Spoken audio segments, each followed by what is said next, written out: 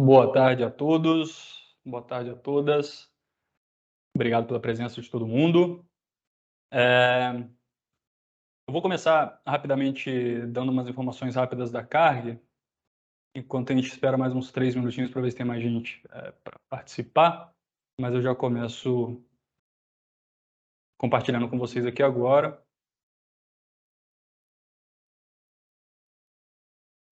Muito obrigado pela participação de vocês. Aquele destaque que eu faço sempre, né, na verdade não tem muita novidade, se você está nessa sessão aqui, muito provavelmente a sua instituição também esteja com acesso à coleção completa de periódicos da Carg. Então eu convido a você, ao seu grupo, seus pares, que possam realmente explorar esses conteúdos que estão disponíveis. Todos os artigos de 98 até o presente estão disponíveis no texto completo. E aí, para acessar esse conteúdo, estando autenticado, né, autenticada ou nas redes, nos IPs institucionais, ou via algum tipo de acesso remoto que a sua instituição oferece, só entrar no site da Cargier, na aba Journals, você já pode verificar aqui os títulos separados por especialidade, genética, oncologia, oftalmo, neurologia, ou conferir uma lista de A a Z, para aqueles que possivelmente já se identificam diretamente com o título, American Journal of Nephrology, muito respeitado em nefrologia, cardiology, entre outros. Então, realmente convido que vocês possam tirar proveito dessa experiência, desse acesso aberto que está para a sua instituição. Nesse tema de divulgação científica também, quero destacar que a Carg ela tem uma solução nova, que é a Carg Campus, que está tanto no idioma inglês e já está sendo traduzida para o português. No final de maio, início de junho, já teremos na íntegra todos esses cursos traduzidos. E aí, basicamente, são cursos que conversam com diversas etapas desse ciclo de produção científica, né? Abordando tanto aspectos sobre ética, como evitar que o seu paper seja rejeitado, estudos de caso, como fazer revisão de estudos clínicos. E esse tema, ele também é um tema presente na Cargier Campus, que é How to Get Your Paper Noted Following Publication. Então, uma novidade, uma solução nova da editora Cargier, que teremos tanto em inglês quanto em português no final do mês, e serve, sem dúvida nenhuma, para uma estratégia em larga escala, né, de uma preparação, ou fomento, ou enriquecimento da parte de publicação científica da instituição como um todo. Sem mais delongas, já vou começar, especialmente porque eu acredito que a gente vai beirar as 2 horas. É uma apresentação bastante longa e espero que todos possam ficar até o final. Caso não possam, a sessão está sendo gravada. Amanhã, no mais tardar, eu já envio o link da gravação para vocês. Aqueles que precisarem de certificado, declaração, é só me responder no e-mail, que eu já envio na sequência. Beleza? Então vamos lá, divulgação científica e marketing do seu artigo. Um tema que, ao meu ver, está cada vez mais numa crescente forte e acredito que vai ser cada vez mais falado e abordado porque realmente faz sentido. Eu dividi isso em 2 etapas, né? A primeira apresentação de hoje tem a parte 2, que inicialmente estava agendada para daqui a 15 dias, mas eu vou precisar reagendar, então vocês provavelmente vão receber uma comunicação que vai ser para o dia 27 de maio, então vai demorar um pouquinho. Essa divisão que eu fiz, primeiro, a agenda de hoje, razões, né, porque você deve fazer o marketing do seu artigo, ou pelo menos deve considerar, explorando os canais disponíveis, e aí vou falar sobre algumas redes acadêmicas e redes sociais também, com alguns aspectos. Então, realmente, o objetivo é fazer com que a importância esteja bastante evidente, né, de fazer o marketing do seu artigo, todos os benefícios que traz tanto para você quanto para a ciência, para a sociedade como um todo, e ter um overview de algumas possibilidades, onde eu trago algumas aqui, algumas características delas. E aí na segunda parte eu entro com uma proposta um pouco mais prática, né, de um planejamento de uma comunicação, dicas gerais, ferramentas de auxílio, tanto as gratuitas quanto algumas que são pagas, porém nada muito exorbitante, métricas e indicadores que ajudam a monitorar as suas iniciativas e um estudo de caso. Então, essa é a proposta. Fiquem à vontade para fazer perguntas no chat, interagir também entre vocês no chat. Acredito que isso pode enriquecer bastante também essa sessão. Então, vamos lá. Divulgação científica, voltando lá em 1600, né, no começo, o veículo, o canal utilizado para fazer a divulgação das descobertas que os pesquisadores tinham eram as cartas, né? Eu voltei bastante aqui, mas eu vou conectar rapidamente com por que eu voltei lá nessa contextualização um pouco mais histórica. Então, era uma comunicação, uma divulgação no todo muito mais um a um, né? Era um cenário que, se você quer conversar com duas pessoas, então seriam duas cartas diferentes. Um cenário que acabava sendo muito mais micro, mais local, exatamente por esses desafios logísticos, operacionais, de você realmente escrever a carta, mandar essa carta possivelmente para outros países, né? Imagina que você está lá na sua pesquisa e aí encontrou alguns resultados parciais, quer compartilhar isso, e o pesquisador é de outro país, você escreve a carta, vai lá e envia, isso demora não sei quantas semanas para chegar lá, quando ele recebe,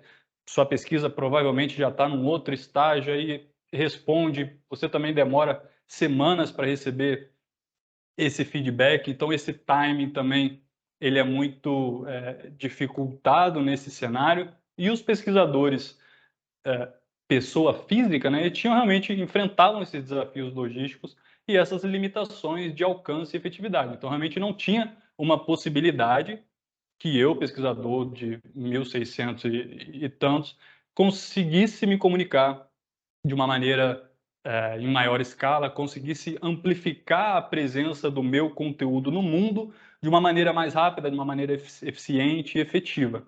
Então, esses pesquisadores dessa época, eles tinham algumas barreiras muito claras, barreiras externas, muito claras que impactavam a potência de divulgação científica deles. O veículo que tinha nesse momento eram as cartas. Beleza, e aí, a partir de 1665, começam a surgir o que seriam os futuros periódicos, né? Então, o Journal des Servants, desculpa meu francês, e o Philosophical Transactions da Royal Society, eles começam a formatar o que viria a ser os periódicos científicos que a gente conhece hoje em dia.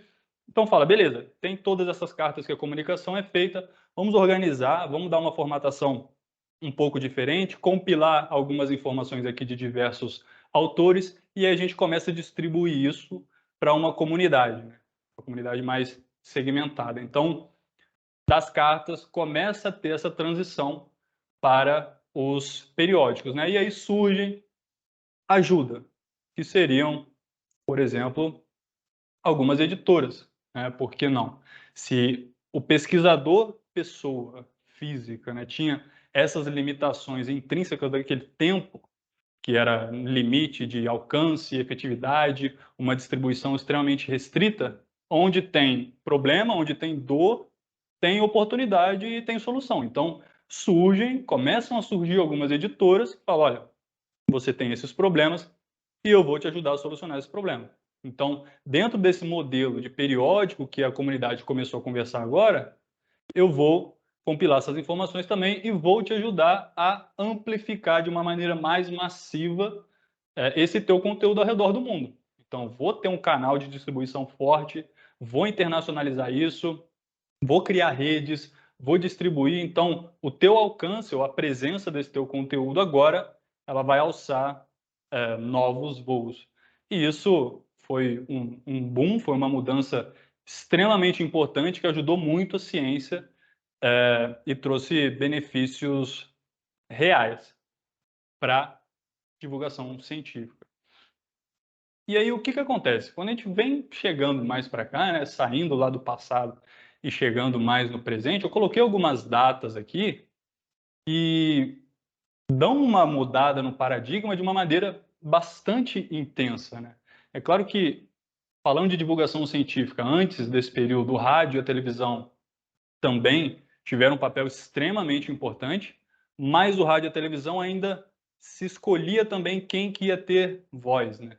E a partir, né, mais recentemente, a partir dessas datas, por exemplo, democratizou muito a comunicação. Então, basicamente, hoje, todo mundo tem voz, né? Basicamente, as ferramentas que estão ou estariam disponíveis para uma agência de marketing que faz uma divulgação em larga escala são, em vários casos, as mesmas ferramentas que estão disponíveis para mim e para você, pessoa física. Então, o LinkedIn, que surgiu em 2003, Facebook, Google Scholar, YouTube, Twitter, as redes acadêmicas, né, ResearchGate, Academia.edu, o próprio WhatsApp, Instagram, Workit, Publons, Cielo Pré-Prints, botei um outro exemplo de plataforma de pré-print.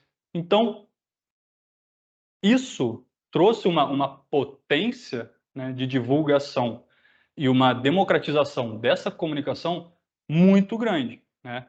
Basicamente, hoje você consegue se conectar com qualquer pessoa do mundo. Você tem essa rede, esses links e essa facilidade de distribuir a sua mensagem que até então não existia. Então, por exemplo, hoje você pode divulgar um texto que aparecerá para Austrália e Nova Zelândia, ao mesmo tempo que tem um vídeo seu no YouTube que é consumido ali por países da Europa, você está participando de uma live com pesquisadores dos Estados Unidos e tem posts nas suas redes sociais também que atingem a América Latina como um todo. Então, você tem esse poder e essa capilarização muito estabelecido já e ao seu dispor, muito facilitado. Então, para você se fazer presente, né, ou a sua mensagem, o seu estudo se fazer presente a nível global, não necessariamente você precisa estar fisicamente presente em todos esses lugares. Você já tem esses braços tecnológicos, tipo o Octopus, né, do Homem-Aranha. Você já tem vários braços agora tecnológicos que te ajuda a abraçar o mundo de uma maneira muito, muito eficiente. Então, olha só que interessante, aquela dor e aqueles problemas que os pesquisadores inicialmente enfrentavam de limite, de dificuldade para conversar com várias pessoas, de distribuição em larga escala e fazer isso de uma maneira facilitada. Esse problema inicial que criou um modelo como a gente viveu até hoje, já não existe mais. Esse problema lá do passado acabou. Então eu fico até me perguntando, uma reflexão basicamente, se realmente tivesse, se aqueles pesquisadores daquela época tivessem ferramentas, por exemplo, como temos hoje, com essas possibilidades, possivelmente, e aí é só reflexão mesmo, o modelo, o próprio periódico como tal, talvez nem existiria, né? Porque chegasse para eles e falasse, olha, você tem essa ferramenta aqui, que isso que você descobriu, você vai pegar, vai escrever e vai dar 2 cliques e agora pessoas do mundo inteiro podem encontrar. Então, provavelmente todo esse mercado, toda essa evolução passando por periódicos, eventualmente ou possivelmente nem existiriam. Então, às vezes eu fico até pensando nisso, alguns pesquisadores extremamente resistentes em utilizar os canais disponíveis hoje, redes sociais ou variáveis, sendo que eu imagino que se chegassem com uma solução dessa lá no princípio, isso ia ser, enfim, recebido dentro do melhor dos mundos e das possibilidades.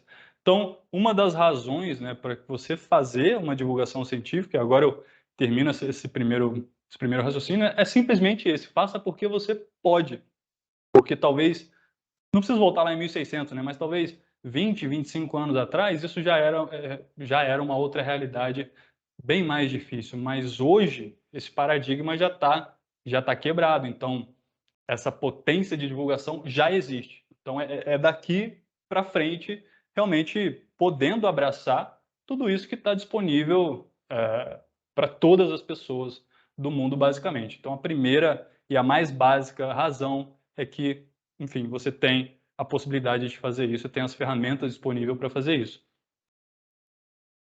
Outro ponto, procurei aqui no Google Trends o tema divulgação científica no Brasil nos últimos 5 anos, e a gente vê aqui um pico, né, a partir de 5 de abril de 2020, né? Coincidência? Óbvio que não, né? O que aconteceu no Brasil de maneira mais aguda a partir de abril de 2020? A pandemia. Então, a pandemia do coronavírus escancarou a importância, eu diria, de duas coisas, né? A duras penas, infelizmente, mas se a gente pode extrair aprendizados reais disso, foi a importância de uma divulgação científica e da ciência aberta. Então, quando o mundo se viu nesse cenário de crise, tanto a divulgação científica quanto a ciência aberta foram extremamente importantes para que nós pudéssemos lutar essa batalha e buscar vencer dentro do menor tempo possível. E aí, essa divulgação científica, né, é importante em 3 etapas, né, 3 camadas, dividiria assim.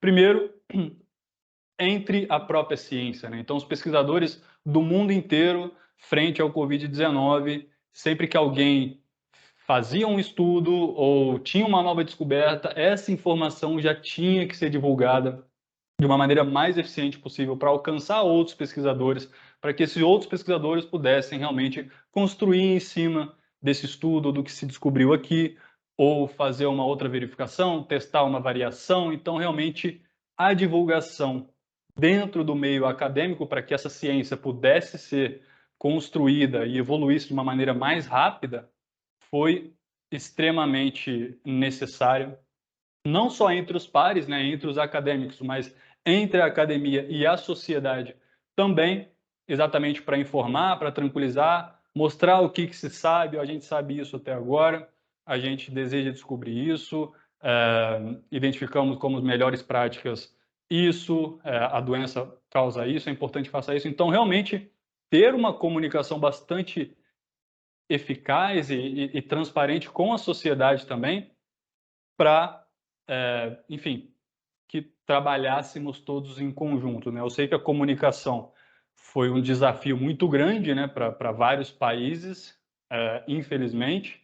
Um case de sucesso, né, é a Nova Zelândia, que fez uma divulgação científica e tinha uma comunicação muito consistente com a população, de maneira geral, de maneira diária, né, mas no geral, aqui no Brasil e outros países, a gente também teve alguma dificuldade com relação a isso, mas é extremamente interessante não, importante e necessário manter a população também ciente do que é essa nova doença, o que causa, o que pode fazer e quais são as melhores práticas, né? E divulgar o conteúdo também para combater a desinformação. Então, infelizmente, a desinformação, ela hoje em dia ela é uma estratégia para algumas pessoas e a divulgação científica também é importante para combater fake news, notícias que inventam, pseudociência.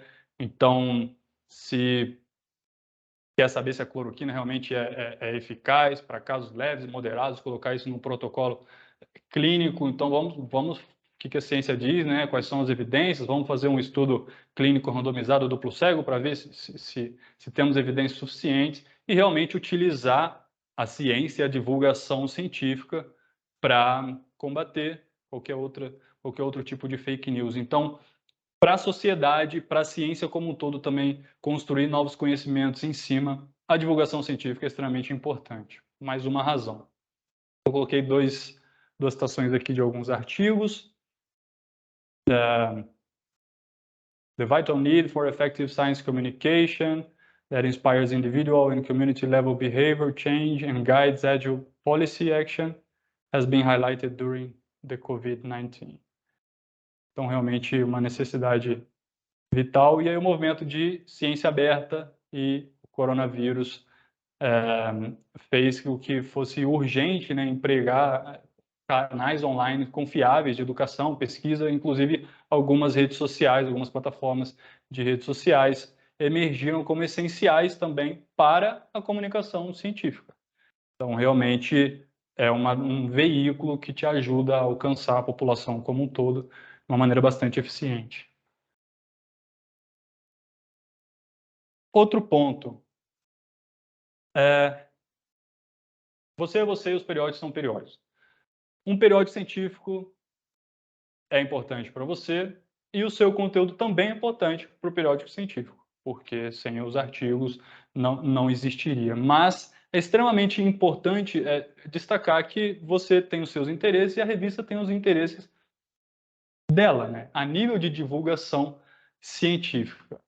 Muitas vezes tem pesquisadores falam, já publiquei no JAMA, no New England, pronto, acabou, já fiz minha tarefa, mas assim, essas revistas científicas, eles, em termos de divulgação, eles vão pensar, eles vão ter as prioridades deles, como revista, como instituição revista, que o corpo editorial, que o editor-chefe, vai entender como necessário, considerando a realidade dele, seja financeira, seja possíveis interesses em citações ou algum tipo de iniciativa. O periódico vai pensar no periódico, né, com relação à divulgação. E aí, eles podem escolher, e normalmente eles fazem, alguns artigos para fazer uma divulgação adicional, com base no que eles consideram que vale a pena, né? Então, dentre todos os periódicos, todos os artigos que eles publicaram, muitas vezes eles escolhem alguns para fazer uma divulgação extra e dar um impulsionamento maior. E aí, muitas vezes são artigos que eles consideram que tende a gerar um pouco mais de citação ou algum outro tipo de benefício para revista. E você, sem dúvida nenhuma, é a pessoa mais interessada em divulgar e comunicar os resultados do seu estudo. Então, não necessariamente você precisa ficar refém dessas iniciativas que o periódico faz pensando na revista. Você pode tomar as rédeas dessa sua divulgação científica, desse seu marketing e realizar algumas iniciativas a nível individual também. Então, eu trago alguns exemplos aqui. Por exemplo, American Society of Clinical Oncology, que eles publicam o Journal of Clinical Oncology. Isso são anúncios, né? Uma divulgação, inclusive, paga, feita no Facebook, onde eles destacam claramente um dos artigos que eles publicaram lá. E aí, se você clica aqui, você vai ser direcionado para a leitura desse texto completo. Então, a Germana Barata, da Unicamp, trouxe uma citação dela, que as revistas científicas estrangeiras, de prestígio, sobretudo de acesso restrito, têm investido em estratégias de divulgação e marketing científico para ampliar sua visibilidade entre acadêmicos e o público geral. Outros exemplos também, dessas revistas que são bastante reconhecidas, BMJ, New England Journal of Medicine, JAMA, todas elas, nesse caso aqui não é o Facebook, é o Twitter, elas sempre destacam algum artigo que, para os interesses deles, faz sentido. Na própria homepage também do New England, eles colocam um grande destaque aqui para um artigo, e não é que é um banner rotativo que vai mostrar todos os artigos que eles publicaram, não. Realmente eles definem o que vai receber essa divulgação adicional. E aí realmente você pode, como eu disse, assumir as rédeas, né, e fazer uma divulgação do seu conteúdo, afinal de contas, você é a pessoa mais interessada também em colher os benefícios ou divulgar esses resultados. Você pode gerar um tráfego, gerar leitura, gerar clique para o seu conteúdo e aí possivelmente ter o seu conteúdo reconhecido na página da revista. Isso foi até uma experiência na parte 2 da sessão, vou compartilhar com vocês, que a gente fez. Então, se a revista escolhe o seu artigo para fazer essa divulgação adicional, maravilha, sorte grande, bom para você, vai ter uma força-tarefa a mais te ajudando a divulgar. Se não é o seu artigo, você pode fazer suas iniciativas no nível individual, e quando você gera, né, tráfego, gera clique para o seu artigo e tem leitura no seu artigo, muitas vezes as páginas dessas revistas têm uma categoria ali dos mais populares, né? E muitas vezes essa categoria, esse ranqueamento é feito de uma maneira automática, onde a ferramenta simplesmente identifica aqueles artigos que tiveram mais leituras, e aí, recebendo, fazendo a sua divulgação e gerando tráfego para o seu conteúdo, muitas vezes essas ferramentas da revista podem identificar isso e te ranquear o seu artigo numa posição de destaque dentro da página da revista, de uma maneira automática. E uma vez que você está nessa posição de destaque, isso pode gerar uma nova engrenagem de cliques ou de interesse de pessoas que estavam visitando a página dessa revista e viram o seu artigo ali.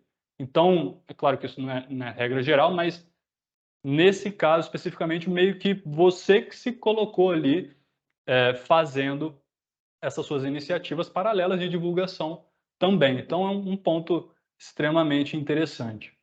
Então, faça, porque você não precisa depender de terceiros, né? Você não precisa ficar refém 100% das iniciativas que o periódico vai fazer.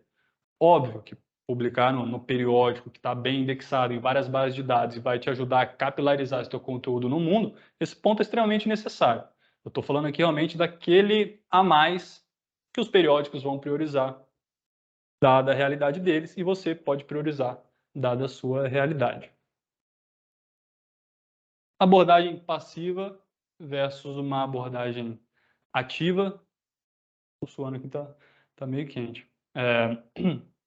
Realmente conversa um pouco com isso que eu acabei de falar, né? Basta você publicar num periódico indexado e esperar. Essa tarefa de distribuir ele nas principais bases de dados estará feita. Beleza. Só que para o público leitor, né, para os leitores encontrarem o seu artigo na base de dados, eles têm que entrar lá, colocar a palavra-chave exatamente a mesma palavra-chave que você colocou no seu título, que você colocou no seu abstract, que você colocou como keywords. O seu artigo, quando eles fazem pesquisa, tem que ranquear bem dentre milhares, às vezes milhões de outros conteúdos que também estão dentro dessa base de dados, dessa engrenagem, e estarão ali competindo para ver qual que aparece primeiro na lista de resultados. Se o seu artigo aparecer, a pessoa vai ter que ler o título interessante o suficiente para ler o abstract, ver se faz sentido e aí então buscar o texto completo. Pode ser que tenha uma situação, se seu artigo realmente ele vai ser encontrado nesse cenário, né? É um cenário extremamente difícil. Claro que se o pesquisador ou a pesquisadora encontra o seu artigo nessa situação, é extremamente positivo, porque vai estar muito mais propenso a utilizar aquilo, a citar aquele conteúdo, porque realmente foi uma pesquisa muito de nicho, né? Mas também, eventualmente, pode ter a situação de que seu artigo simplesmente acaba não sendo encontrado, né? Então, você não precisa ficar também só dependente dessa estratégia ou dessa abordagem que é um pouco mais passiva. Você pode pensar em ações para destacar o seu conteúdo em outros canais também, né? Colocar possivelmente na frente de leitores que são interessantes para você. Então, você pode encontrar, você pode colocar o seu conteúdo na frente dos leitores potenciais, eu diria em dois momentos, assim, né? No momento da pesquisa, efetivamente é isso que eu acabei de falar, os pesquisadores estão lá sentados na frente do computador, entraram na PubMed e estão pesquisando, ou você pode também, eventualmente, colocar o seu conteúdo na frente desses leitores em um momento que eles estejam no seu momento de lazer, né?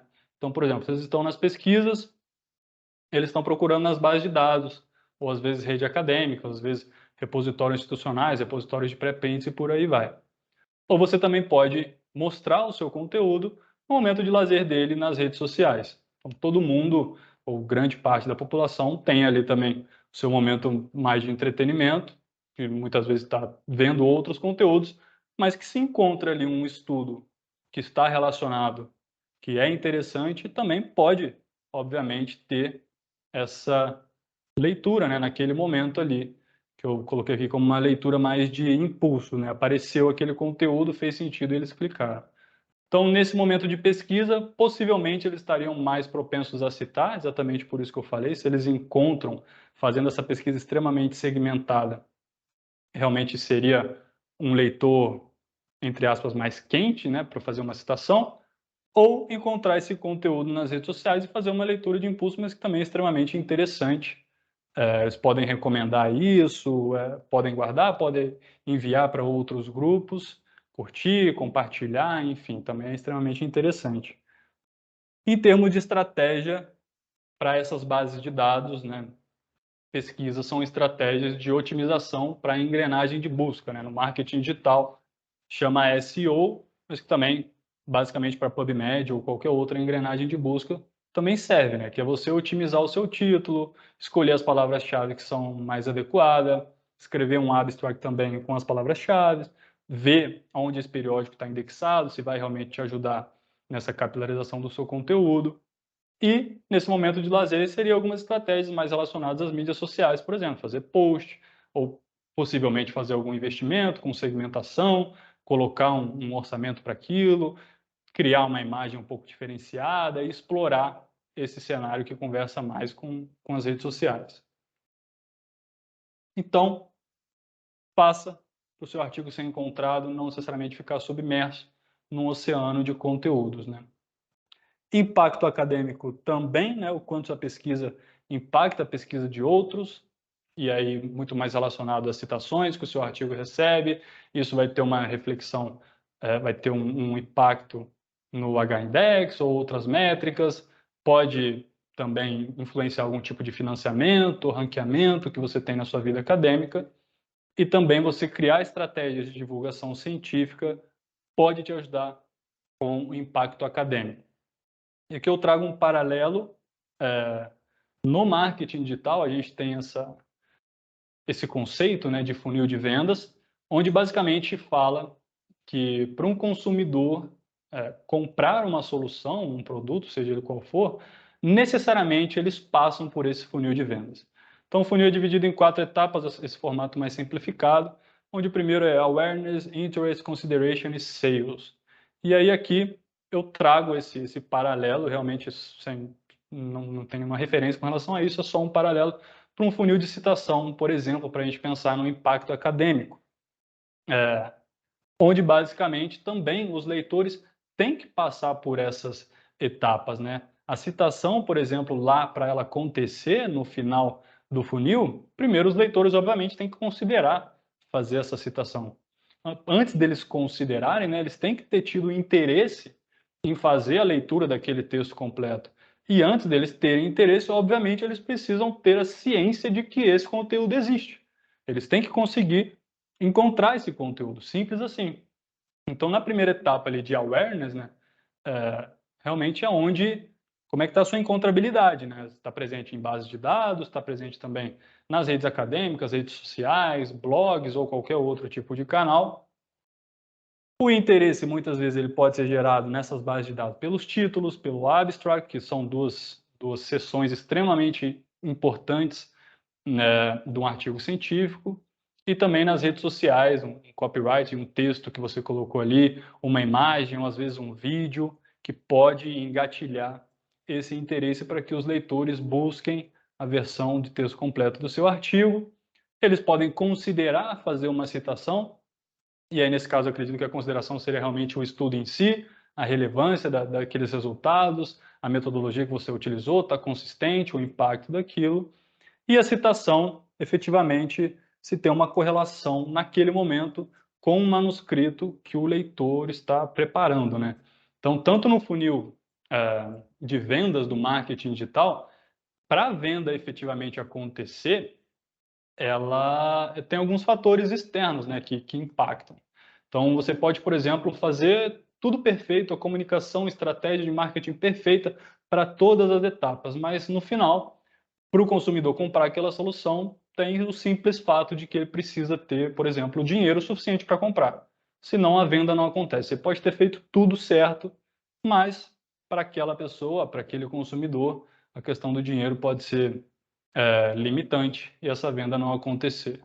Eu diria que nesse funil de citação é um pouco que a mesma coisa, né? Você pode fazer tudo certo, mas para a citação ocorrer no final, exatamente aquele leitor ele tem que estar preparando uma pesquisa naquele momento sobre aquele tema. Senão, de qualquer maneira, se você faz um trabalho bem feito nessas 3 primeiras etapas, isso também já pode gerar compartilhamento, visualização, uma leitura no geral que já é bastante informativa. Então, a divulgação científica e o marketing do seu artigo também são estratégias que te ajudam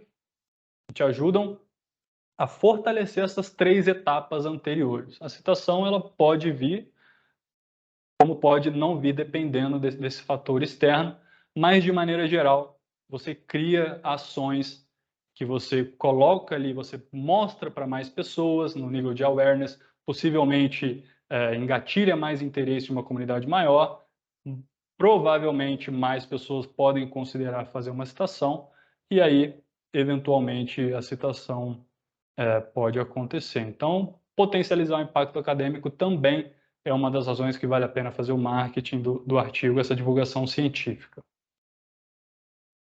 Volume de conteúdos e ciência aberta. Basicamente, milhões de novas publicações por ano são lançadas no ambiente online. Então, nós temos esse recurso, né, que está cada vez mais escasso, que é o nosso tempo. E, obviamente, o nosso dia continua com 24 horas, mas a quantidade de iniciativas, ações ou demandas pelo nosso tempo aumentou muito, né, ao longo dos anos. Então, isso dá uma escassez no nosso tempo, que realmente por não ter tempo suficiente para distribuir por tudo que compete pela nossa atenção, e aí isso deixa o nosso tempo muito mais valioso, escasso, e a gente escolhe muito melhor, ou deveria escolher, tendemos a escolher muito melhor aonde nós vamos investir o tempo. E a verdade é que esse cenário aqui de publicação, cada ano tem milhões e milhões de novas publicações que são colocadas nesse ambiente online. Inclusive, com a ciência aberta, acesso aberto, provavelmente cada vez mais conteúdos desses estarão abertos na íntegra, então também conseguindo muito mais interesse desses leitores. E aí você vai conseguir aparecer, né? Porque realmente é um cenário que tem muita informação, e aí se você utiliza de algumas estratégias realmente para destacar ou colocar o seu conteúdo em lugares diferentes, chamar uma atenção de um público mais específico em algum canal, isso pode te ajudar também a ter esse destaque, ter essa posição um pouco mais de evidência dentro desse cenário que ele é bastante volumoso em termos de conteúdo, né? Então, se destacar em meio à competição. Competição entre os artigos em si, não, né? Competição é exatamente pelo tempo daquelas pessoas, de realmente encontrar aquele teu conteúdo e dedicar o tempo dela para a leitura daquele texto completo. Além disso, a ciência aberta também, eles têm algumas proposições, né, de novos indicadores, métricas alternativas para a medição do impacto em pesquisa científica. Isso são alguns marcos, né, que várias instituições aqui do governo brasileiro estão trabalhando em cima. Proposta também de qualificação da revista e critérios alternativos nas dimensões de ciência aberta para enriquecer a estratificação do Qualis.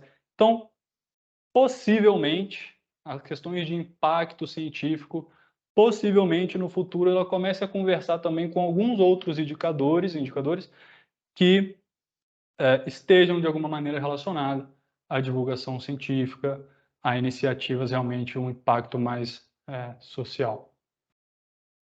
Não só de fator de impacto, né, viveremos. Outro ponto, um dos objetivos fim da ciência realmente é o impacto social, né? De maneira geral, majoritariamente a sociedade é a que financia grande parte das pesquisas, né? E essas pesquisas têm que trazer uma devolutiva para a sociedade. Idealmente, se não dá para trazer em uma ação prática, né, já alterando aquela realidade ali, que realmente os resultados possam ser retornados para a sociedade, informar a população que efetivamente está investindo no fomento dessas pesquisas e no financiamento dessas pesquisas. E eu acrescentaria, por que não, né, fazer essa devolutiva em uma comunicação adequada para um público leigo, um pouco menos técnico-científica, que seja compreensível, que agregue valor. Então, realmente, ter essa devolutiva para a sociedade, proporcionar isso é extremamente necessário. Então, algumas questões, e aí eu encerro aquela primeira parte, né, das razões por que é interessante você fazer. Você pode, o primeiro ponto é esse, você tem ferramentas para te ajudar que antes simplesmente não existiam, então por que não utilizá-las, né? Traz benefícios para a ciência, traz benefícios para a população. Ciência aberta pode pavimentar alguns novos caminhos, né? Novas considerações para essas métricas de impacto, isso pode conversar também um pouco com a divulgação científica. O periódico tem as prioridades do periódico, você seja a sua prioridade nessa divulgação. As abordagens ativas podem te ajudar a melhorar a tua encontrabilidade, pode melhorar o impacto acadêmico. Talvez outras pessoas já tenham se atentado para isso, né, já começado a fazer, também é importante que, se vocês têm interesse, que vocês possam fazer. E a sociedade tem o direito de saber, de maneira geral. Esse é o primeiro ponto. Se você dessa apresentação realmente puderem sair daqui minimamente convencidos da importância e de que faz sentido e que traz benefícios tanto para você, tanto para a ciência, quanto para a sociedade, eu acho que eu já atingi um grande objetivo aqui, né? Então, é extremamente importante, acredito que isso vai cada vez mais estar numa crescente. Então, beleza. Partindo desse lugar que todos nós entendemos que faz sentido, explore as possibilidades, né? Tanto online quanto offline, acadêmicas, sociais. Então, tem algumas aqui, por exemplo, que eu coloquei offline, seja na participação de congresso, apresentar os seus estudos ou outros tipos de eventos científicos, aulas, pode preparar uma aula, tentar apresentar isso para alguma turma, fazer parceria com seus pares, dar uma aula sobre isso. Participação em rádio, televisão, jornais ou outras revistas selecionadas, né? Aqui realmente revista para a população como um todo. No offline, realmente eu não tenho tanto a acrescentar, eu tenho um background muito mais forte em marketing digital, né? Então, o que eu trago aqui é que realmente vocês considerem conversar com assessoria de imprensa, departamento de comunicação. Então, na sua instituição, procurem essas pessoas que fazem assessoria de imprensa, que fazem departamento de comunicação, ou se tem algum núcleo de divulgação científica, que vocês também possam conversar com eles. No geral, óbvio que eles têm o know-how e expertise tanto para o offline quanto para o online, né? E no offline, normalmente com jornais, revistas, rádios, televisão, possuem uma grande rede de contato, possuem know-how, podem dar dicas, conselhos se você for dar algum tipo de entrevista, ou conselhos para a preparação de um texto para um público geral. Então, normalmente, assessores de imprensa podem sugerir pautas, né, para jornalistas, que aí os jornalistas colocam isso em outros veículos de comunicação. Então, realmente, minha recomendação é que vocês possam conversar com eles, chamar alguém da assessoria de imprensa ou departamento de comunicação para também fazer uma apresentação dessa, dar algumas dicas. No geral, até foi uma apresentação da agência Bore, né, que eles fizeram em parceria com a ABEC. Os assessores de imprensa eles preferem aquele artigo que ele foi aceito, mas ele ainda não foi publicado, exatamente para eles prepararem esse material e aí quando ele for publicado já lançar com um timing, o melhor timing possível para que seja uma notícia realmente muito nova e que tenha um impacto interessante para a sociedade. Então, minha recomendação é que vocês possam conversar com essas pessoas. No ambiente online, tem também opções acadêmicas e sociais. E aí aqui já são algumas outras, né? No geral, eu acredito que o online já tem muito mais opção, né? Especialmente porque essa parte digital, ela não é mais uma parte da nossa vida, não é mais um anexo da nossa vida, né? Antigamente acho que era, hoje em dia o digital, o online, ele já está no pilar da nossa vida, né? Então, antes ele era um apêndice ali, dos braços da nossa vida cotidiana, agora ele está na fundação da nossa vida. A sociedade se organiza a partir do digital, né? E não só considerando o digital. Pô, a gente já estuda no online, a gente se relaciona, conversa com as pessoas no online, conhece outras pessoas no online, procura emprego no online. Então, realmente, sociedade como um todo agora tem o digital como parte do pilar, né, que constrói as nossas relações cotidianas. Então, no geral, acho que vai ter mais opção mesmo e acredito que isso tende até a expandir mais e mais. E não só isso, o ambiente online também na questão da devolutiva de possíveis métricas e você conseguir entender o que você está fazendo, ele acaba enriquecendo bastante a tua avaliação, né? Muitas vezes, algumas mídias offline, você não consegue ter exatamente essa análise, né, do quanto aquilo foi assertivo, de quantas pessoas aquilo efetivamente alcançou, e no online essas métricas, elas são bastante facilitadas e retornam para você de uma maneira bem interessante. Então aqui, ResearchGate, Academia.edu, o Work, Publons, Currículo Lattes, necessário, não vou falar dele aqui agora, mas extremamente necessário. Google Scholar, os blogs, LinkedIn, YouTube, WhatsApp, podcast, Twitter, Instagram, e-mail, vários canais diferentes que você pode explorar nas suas iniciativas de divulgação científica. Que você pode explorar, não necessariamente que você deva querer utilizar todos, não é nem recomendável que tente utilizar todos, é melhor que realmente possa escolher alguns canais que fazem sentido, que funcionam bem, que você se sente confortável, por exemplo, que te ajuda a conectar com uma comunidade X, Y, Z que você deseja.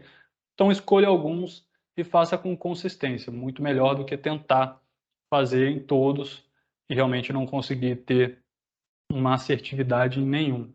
Então vou falar sobre alguns deles aqui. Deixa eu ver se tem alguma pergunta por enquanto. Não.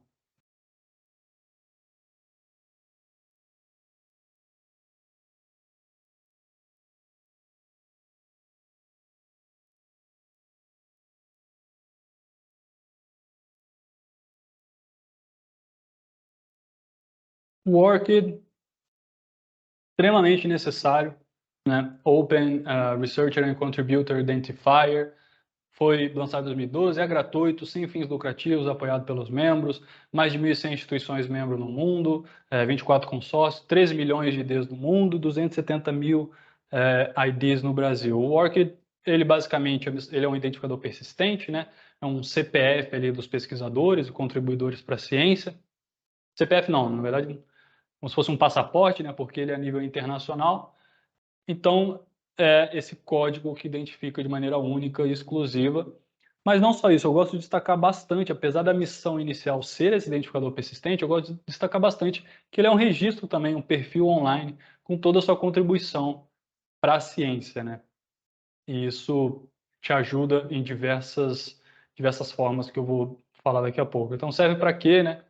Quais problemas resolve, do mesmo jeito como um CPF, um passaporte, te identificar de maneira única e exclusiva, desambiguar pesquisadores, nomes iguais. Você tem o Vitor da Silva Carvalho aqui, você tem outro Vitor Silva Carvalho no Ceará, que pesquisa outras formas que realmente nós possamos ser identificados de maneira exclusiva, cada um, ou abreviações de nomes parecidos. Por exemplo, se eu publico, se eu sou pesquisador e publico, estou lá no online como Vitor S. Carvalho, tem outro Vitor S. Carvalho, mas eu sou Vitor da Silva Carvalho, o outro pode ser Vitor Souza Carvalho, mas se nós dois estamos com o Vitor S. Carvalho, pode ser que isso se confunda em algum momento. Nomes iguais com escrita distinta ou até unificar suas variações de nome, né? Se eu, por exemplo, publico em uma revista que sai como Vitor SC, o outro sai como Vitor da Silva Carvalho, o outro sai como Vitor S. Carvalho, que realmente essas variações possam ser ali aglutinadas, né, nesse código e eu possa ser identificado com maior assertividade.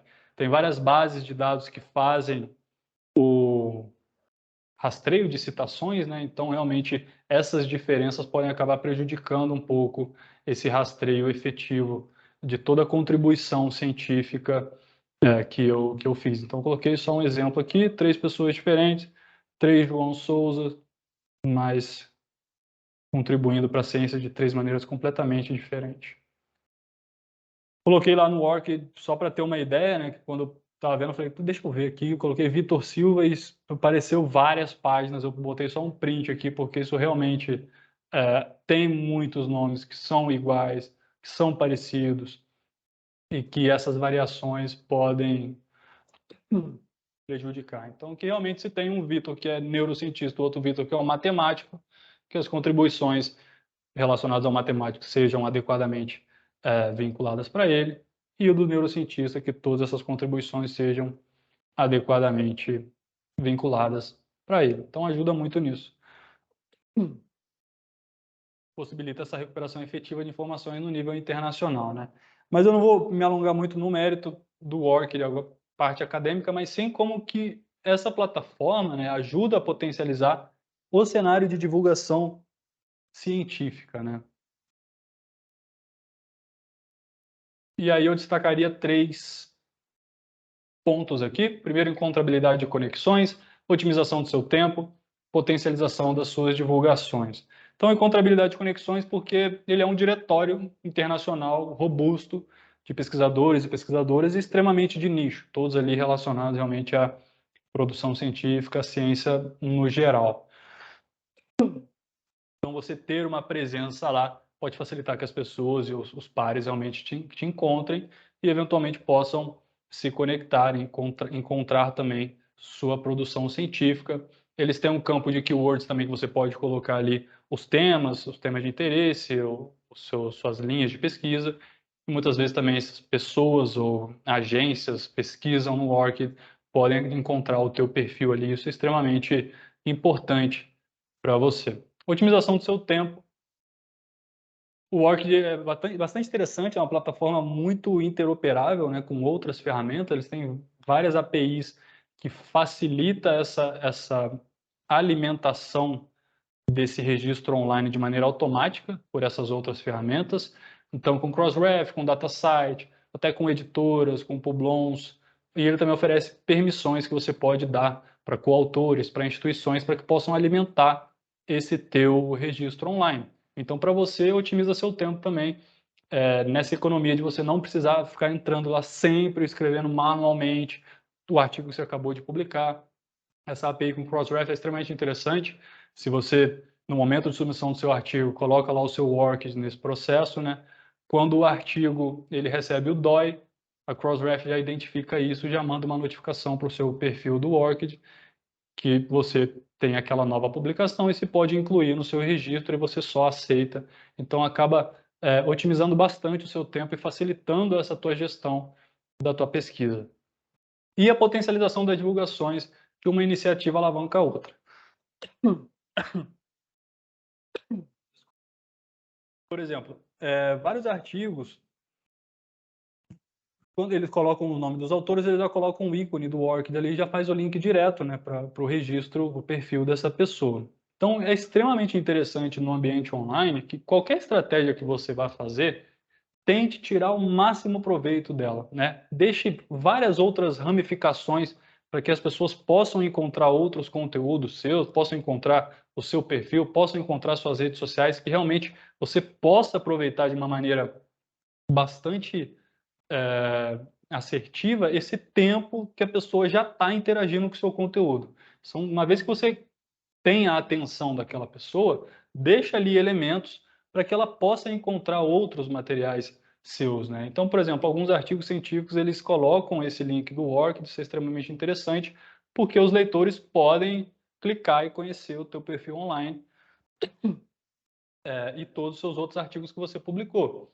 Ou vamos dizer, por exemplo, você publicou um novo artigo, você pode fazer uma estratégia de rede social para esse artigo e vamos dizer que 1.000 pessoas visualizaram aquela sua estratégia e você tem esse link do seu Orchid, né? Ou você coloca o seu Orchid no post ou em algum lugar. E dessas 1.000 pessoas, 100 pessoas ficaram interessadas, clicaram e chegaram no seu perfil. E dessas 100 pessoas, 30 leram vários outros artigos que você publicou. Então, isso pode linkar e aproveitar esse momento de atenção das pessoas para distribuir essa atenção em outros conteúdos que você tem. Então, você pode realmente potencializar bastante a sua divulgação, você colocar esse teu link nesses diferentes canais, onde for possível, obviamente, para fazer essa rede,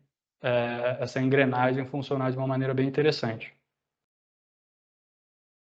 Publons, lançado em 2012, gratuito também, foi iniciado muito mais com foco em dar evidência para os trabalhos de revisão científica, né, que até então eram muito ocultos, eu acredito que cada vez mais isso também vai ser mais transparente, mais aberto, mas no geral hoje já é uma plataforma que vale a pena para todos os autores, independente se estão fazendo trabalho de revisão ou não, já vale a pena também estar no Publons, né? E ele tem essa integração com o Orchid, como eu falei.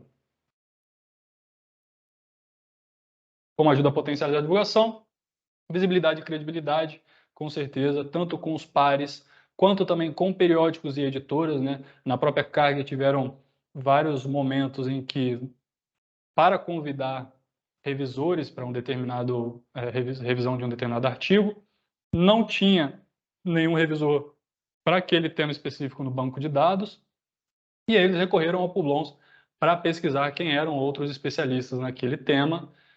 Ali eles conseguem ver para quais outras revistas esse pesquisador ou essa pesquisadora já fez revisão, e isso também te ajuda a ter uma visibilidade, além, claro, de uma credibilidade. Por que não, né? Se você coloca ali que você fez revisão para várias revistas que são revistas importantes, são revistas respeitadas, um corpo editorial também respeitado, isso ajuda também a reforçar uma credibilidade e autoridade sua. Pode expandir seus conteúdos científicos. Alguns casos no Publons em que a revisão ela é aberta e pode ser disponibilizada lá, essa revisão ganha um DOI, então também acaba ampliando, né, os seus conteúdos possíveis de receber uma citação. E eles têm também métricas, cursos, além da integração com o Work e dessas métricas com base na Web of Science. Então, te ajuda também a ter uma ideia daquele conteúdo, do quanto aquele conteúdo foi citado, ações, entre outras informações que são interessantes.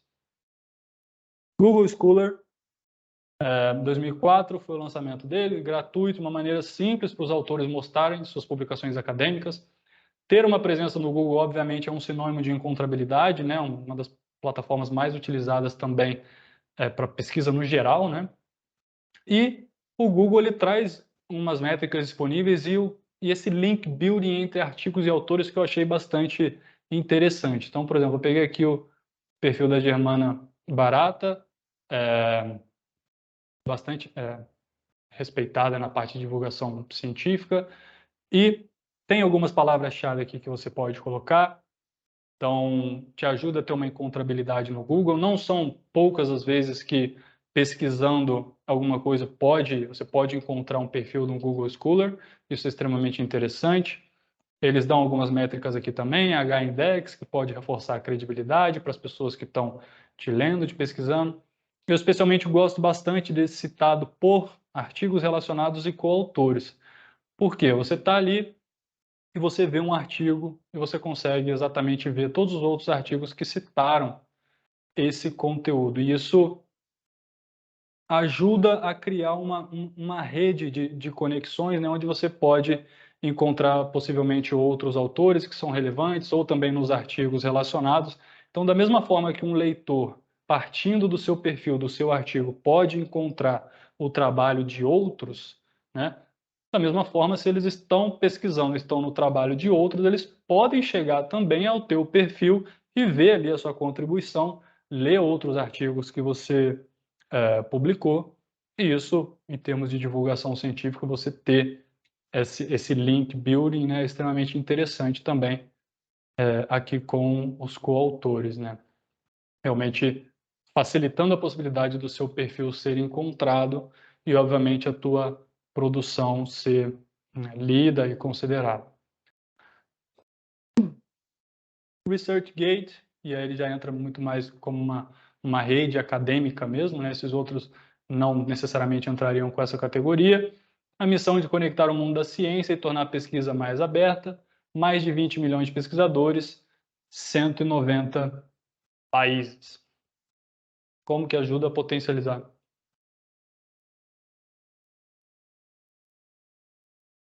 Como uma rede acadêmica, relacionamentos e conexões, obviamente, seria um grande destaque, né? São 3 Cs aqui: conectar com outros pares, colaborar e compartilhar. É uma visibilidade reforçada, porque são usuários extremamente de nicho, né? Então, realmente, você se conecta ali com uma comunidade que faz muito sentido para você, que vocês têm esse tema em comum, né, de interesse ou de áreas de pesquisa. Então, você criar ou você fazer parte dessa comunidade é extremamente interessante. Você pode fazer os posts lá e realmente utilizar mais um canal para colocar o teu output, né, de pesquisa científica para que as pessoas possam encontrar. E como eu disse, o fato de ser bastante de nicho, né, as pessoas que estão conectadas com você ali muito possivelmente estão envolvidas, né, nas mesmas áreas de pesquisa, isso é extremamente interessante, é uma rede de distribuição extremamente especializada, né? Retroalimentação via métricas e notificações, então é interessante se você coloca um conteúdo lá, você consegue ter uma ideia da quantidade de leituras ou novas leituras, se teve uma citação ou não, aonde foi citado, então não te deixa tão cego com relação aos resultados dessa sua ação que você está fazendo de divulgação do seu conteúdo, né? E eles têm algumas soluções adicionais de marketing, por exemplo, promoção de eventos, que obviamente isso envolve investimento, mas que dependendo da iniciativa que você vai fazer, participar de um evento, ou ter uma live, um webinar, e sendo uma iniciativa propriamente dita de divulgação científica, você também pode amplificar ou impulsionar melhor com algumas soluções que existem lá dentro do próprio ResearchGate. Então, aqui um modelo, né, dessas métricas que eles devolvem para você, de citação, recomendações, quantas pessoas recomendaram, leituras do seu conteúdo. Isso te ajuda a ter uma ideia de como vai a performance, né, o interesse pelo seu artigo. Academia.edu, lançado em 2008, a missão é acelerar a pesquisa mundial, acesso aberto e criando um sistema de distribuição de paper mais rápido e relevante do mundo, né? De maneira geral, eu diria que é similar ao ResearchGate também, né? Falam que tem uma diferença ali com relação às áreas do conhecimento. O ResearchGate tem um público de mais de determinadas áreas, o Academia.edu de mais na área de humanas, enfim, mas eles são bastante eficientes na questão de distribuição e alcance do seu conteúdo. Eles têm um algoritmo extremamente, entre aspas, agressivo, né, para a parte de recomendação. Então, com base no que, por exemplo, você, como leitor ou como leitora, então, com base no que você consome lá, você passa a receber várias outras recomendações de outros artigos que são relacionados.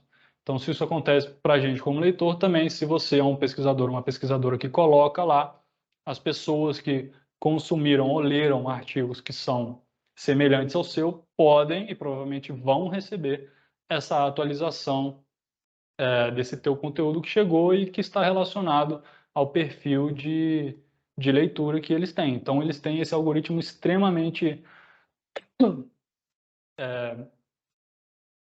relevante nesse sentido de recomendar e te ajudar também a ter uma amplificação do seu conteúdo relativamente rápida a partir do momento que você coloca e disponibiliza isso lá. Também tem, você pode, obviamente, conexões com outras pessoas e analisar algumas métricas de visualização, downloads ou geolocalização de quem viu teu conteúdo. Tem uma versão premium, mas pelo que eu vi de feedback, se alguém utilizar e quiser dar um feedback aí no chat do que achou, mas no geral eu vi que o pessoal falou que tem uma user experience um pouco fragmentado, às vezes eles recebem muito e-mail, tem um excesso de e-mail sobre autoria também, mas são e-mails equivocados, e é uma solução adicional que na verdade não tem tanta pujança, mas existe essa opção também. Então aqui um e-mail, né? Realmente desse algoritmo de recomendação, you read the paper, tudo mais, e um paper relacionado está disponível na plataforma. Então, isso para você também, como autor, como autora, você ter esse algoritmo recomendando o seu conteúdo para vários perfis que consomem aquele tipo de informação, obviamente vale a pena. E o perfil aqui você pode seguir, você pode mandar mensagem, links para outras redes também, né, que fazem sentido, além de um breve descritivo.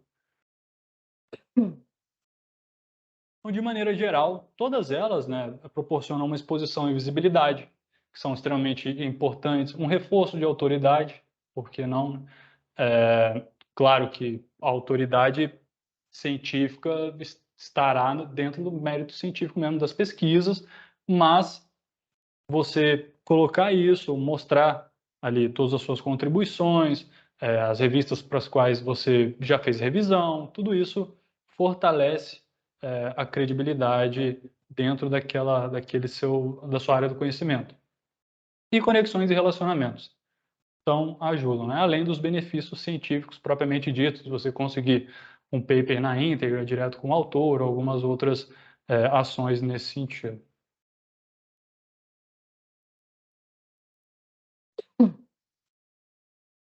Então, mídias sociais, tem algumas pessoas um pouco mais resistentes de utilizar, mas realmente importante destacar, né, que promover o seu conteúdo nessas mídias sociais não é ficar se gabando, não é ficar falando, olha, publiquei isso aqui, olha só, publiquei mais esse, ó, publiquei mais um, então não é você ficar toda hora ali trazendo essa mensagem, mas sim compartilhar efetivamente os resultados da sua pesquisa, aquele novo conhecimento que você produziu. Então, obviamente, você teve um propósito com a sua pesquisa, você colheu alguns resultados, esses resultados têm um impacto na vida das pessoas, você poder dividir esse conhecimento novo de uma maneira mais ampla, né? Porque, né, redes sociais, tem algumas estatísticas aqui, 53% da população mundial utilizam redes sociais. Só no Brasil, 150 milhões de pessoas utilizam redes sociais. Então, não tem por que ter algum tipo de resistência com relação a isso. Na publicação, né, se muitas vezes todos nós aqui utilizamos as redes sociais como leitores, né? Então, até um pesquisador mais respeitado em determinada área pode ter lá sua conta no Instagram, no Twitter, por exemplo, pode e normalmente faz, né, consome vídeos no YouTube e por aí vai. Então, realmente, as redes sociais estão integradas nas nossas vidas de uma maneira mais holística, né? Então, por que não aproveitar isso também como um canal de comunicação científica? No Brasil, em termos das mais utilizadas, o YouTube vem primeiro, WhatsApp, Facebook, Instagram, Twitter, LinkedIn aqui um pouco mais para baixo, entre outros, né? Então, realmente, eu vou mencionar algumas dessas daqui que são mais utilizadas. E lembrem-se, né, que são empresas, é só um parênteses que eu queria fazer aqui. Eles vão oferecer um oceano de ferramentas e possibilidades das mais variadas possíveis, tanto as sociais quanto algumas acadêmicas também vão falar, ó, tem esse selo aqui, ó, agora você ganha a chancela, você ganha a estrelinha, e você pode fazer isso, você pode fazer aquilo. Tem um grupo aqui, tem um evento. São milhões de ferramentas e de possibilidades que você pode explorar, né? Use o que faz sentido para você. Ponto final. Ah, no Facebook tem a comunidade, tem grupos, você pode fazer live, você pode, enfim, ter uma página, ter um perfil. Veja o que faz sentido para você, com base nos seus objetivos, e extraia delas esse suporte que vai efetivamente te ajudar. O resto, deixa passar, senão realmente acaba sendo um ambiente ali que é muito fácil se distrair com essas várias opções e possibilidades que são oferecidas. Abordagens, né, nas redes sociais, de maneira geral, tem duas, né? Tem estratégias orgânicas e estratégias pagas. E eu trago aqui, por exemplo, relacionando um pouco mais no Facebook, por exemplo, né? Uma estratégia orgânica se relaciona muito mais a você ter um perfil no Facebook, estratégia paga, você teria uma página no Facebook, ou no Instagram, no Twitter, você ter aqueles perfis comerciais, né, para que realmente a plataforma entenda que você vai se posicionar ali de uma maneira mais profissional, mas perfil também pode ser profissional. Enfim, que você vai ter outros objetivos com a ferramenta. Estratégias orgânicas, no geral, é longo prazo, tá? Estratégias pagas, normalmente curto prazo.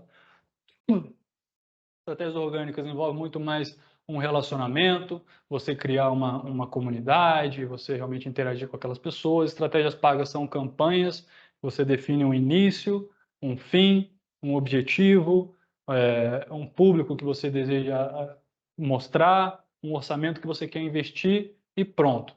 Rápido, você define começo e fim, e a estratégia orgânica é mais você construir esse relacionamento ao longo do tempo.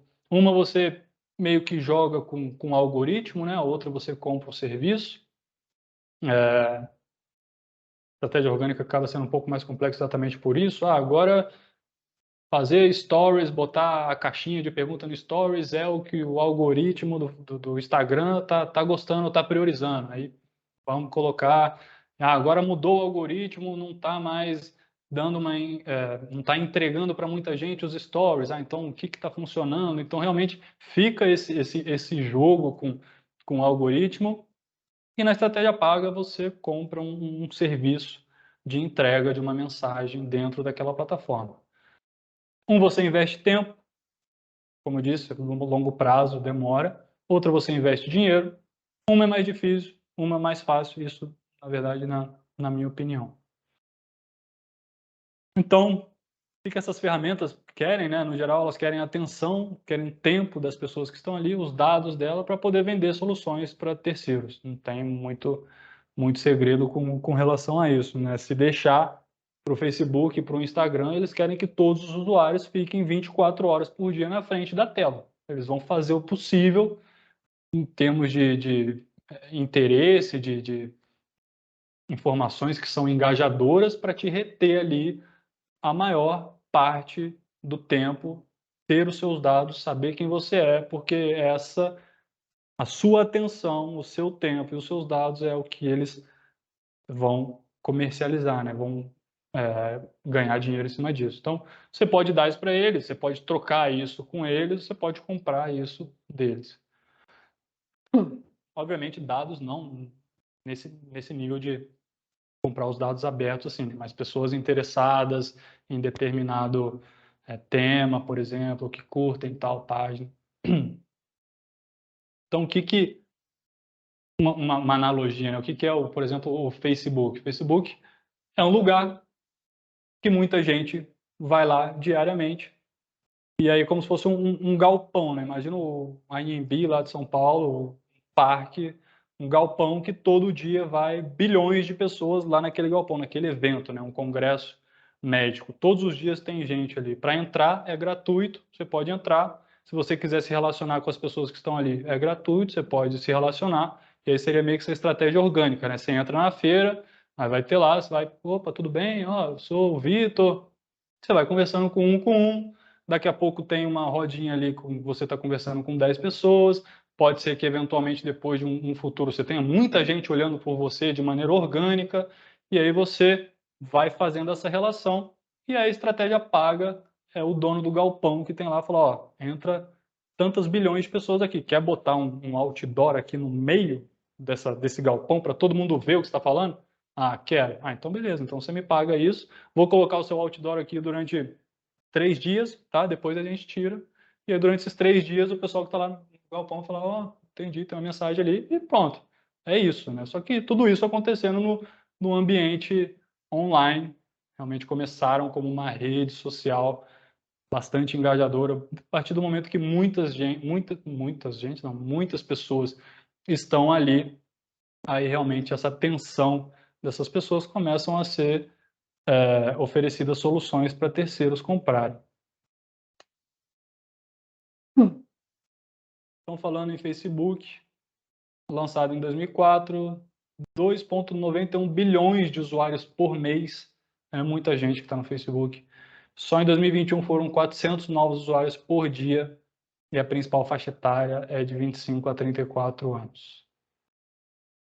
Algumas informações sobre o Facebook. Eu não vou me aprofundar muito, né, em todas, mas vou dar alguns highlights para possivelmente você ver, o Facebook para mim é interessante, o Twitter é interessante, então, e dar alguns links aqui para quem se interessar mais por uma, mais para o outro. No geral agora, vídeos, stories e reels em alta no Facebook, né?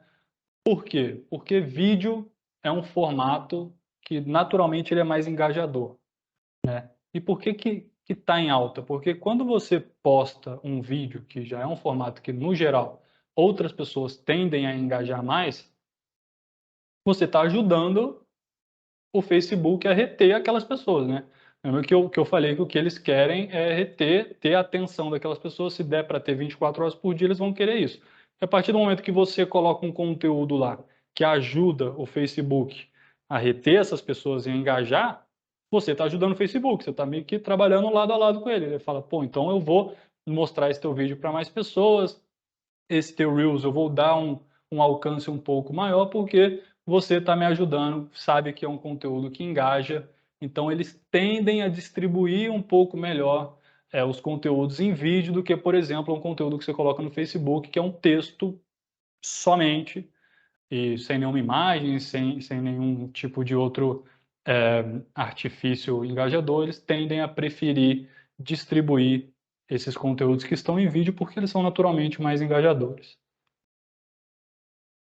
No Facebook tem vários grupos, né, de nicho, então isso possivelmente pode ser relevante na sua área, possivelmente pode ser relevante nas suas divulgações. Então, às vezes tem grupo lá, geneticistas do Brasil, grupo de pós-graduandos em determinada área, profissionais de farmácia clínica, ou não sei, por aí vai. Tem variados grupos e muitas vezes você fazer parte desse grupo e colocar ali o teu novo conteúdo que saiu pode te ajudar também a ter uma distribuição melhorada e também, de certa forma, de nicho, né? Possivelmente não tão de nicho quanto um ResearchGate, um Academia.edu, mas também de nicho.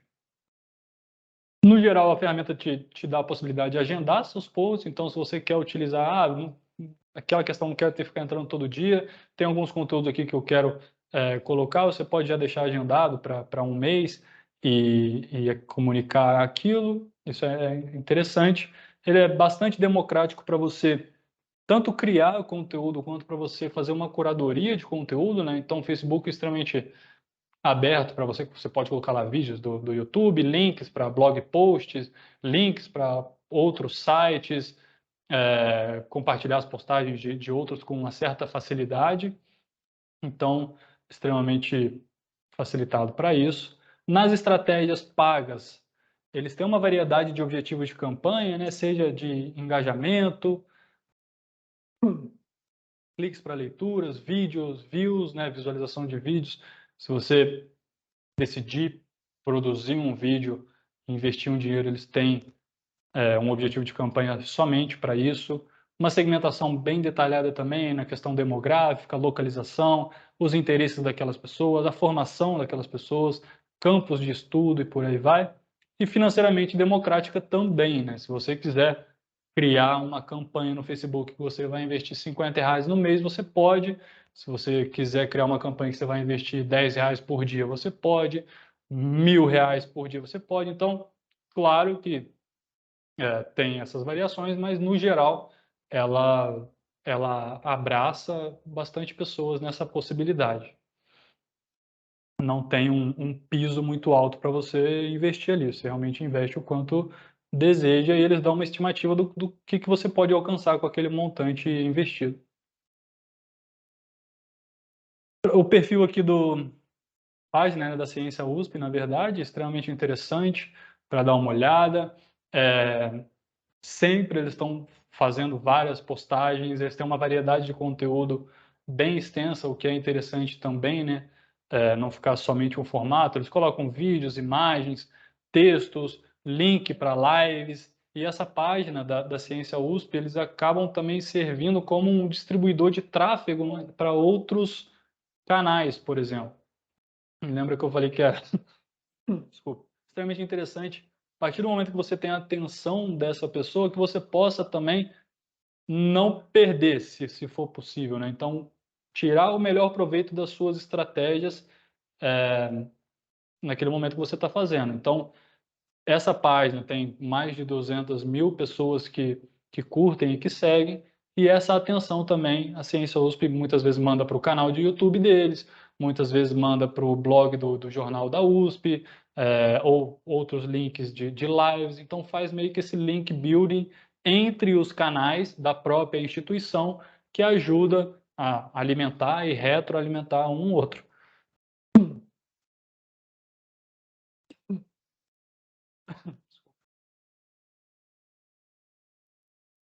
O jornal da USP também, ao qual eles fazem alguns links. Muitas vezes, quando colocam lá um conteúdo novo, colocam o DOI do artigo ou colocam um link para o texto completo. Isso é extremamente importante para que algumas métricas, né, como a Altmetrics, possa identificar aquilo e ajudar a contabilizar no indicador. Poderia incluir, por exemplo, todos os autores de um estudo com ORCID, exatamente para tentar aproveitar e distribuir também essa atenção para as outras contribuições que aqueles autores têm. E tem alguma questão de meta-descrição na página e texto alternativo nas imagens que poderiam ajudar também a melhorar a encontrabilidade. Como eu disse, no Facebook tem muita gente já utilizando para divulgar. Por exemplo, peguei aqui um anúncio, né, nesse caso, um investimento pago da Springer Nature e da New England, divulgando alguns artigos em específico. Aí volta um pouco lá naquele início que eu falei, né, que eles colocam alguns top artigos com relação à saúde mental, e aí se você dá um clique, você é direcionado para esses artigos, para a leitura do texto completo, e a New England também, 14 artigos que foram publicados em 2021, que estariam disponíveis, e isso foi feito um investimento para alcançar mais pessoas. Então, utilizar o Facebook tanto organicamente quanto de maneira paga pode ser uma iniciativa interessante. Eu fiz uma parceria também, né, um teste, na verdade, queria fazer uma análise com alguns pesquisadores. Então, a gente pegou um artigo que foi publicado pelo pessoal da Faculdade de Medicina de Ribeirão Preto, da USP, e outro do Hospital Felício Roxo. E a gente fez uma estratégia ali rápida também, colocamos um investimento, ambos os artigos com acesso aberto, e, no geral, deu um feedback bastante interessante, vários compartilhamentos, né, 145 compartilhamentos, comentários, deu bastante leitura para esse artigo que estava de acesso aberto, o da bibliotecária também, né, 46 compartilhamentos, e deu uma impulsionada no nível de leituras. Obviamente foi um teste, né, em termos de divulgação científica propriamente dita, deveria ser muito melhor elaborado, tá? Mas como o artigo estava aberto no texto completo e a gente fez uma segmentação para especialistas daquela área, a gente acabou colocando simplesmente uma chamada e o link para o artigo. Aqui era um estudo clínico, né, que o Própolis tinha ajudado a pessoas hospitalizadas com Covid a sair um pouco mais rápido, como tratamento complementar, e o outro sobre a atuação do bibliotecário clínico em tempos de pandemia. Então, uma estratégia que é possível, é interessante. Só um post aqui no Facebook, naquela questão da segmentação. Você pode segmentar localização, idade, o interesse das pessoas. Então, por exemplo, pessoas interessadas em American Cancer Society, Albert Einstein Hospital, universidades até. O Facebook rastreia bastante pessoas que têm interesse nessas instituições, né, ou em páginas dessas instituições,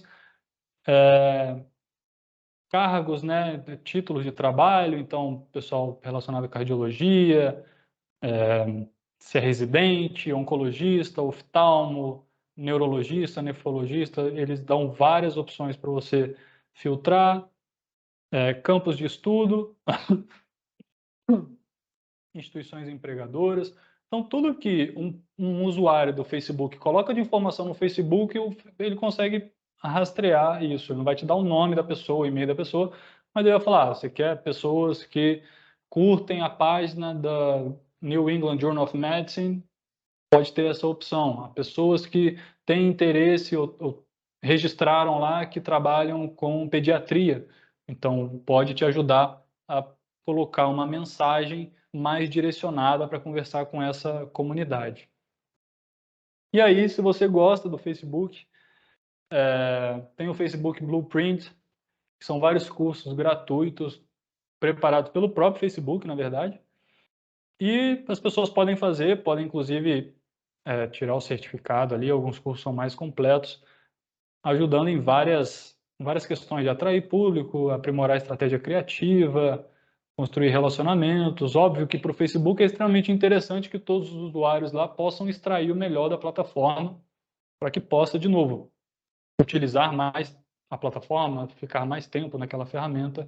Então, o Facebook Blueprint São vários cursos. Quem tiver interesse, achar que o Facebook é um canal que vale a pena, eu recomendo que vocês possam ir lá e conhecer.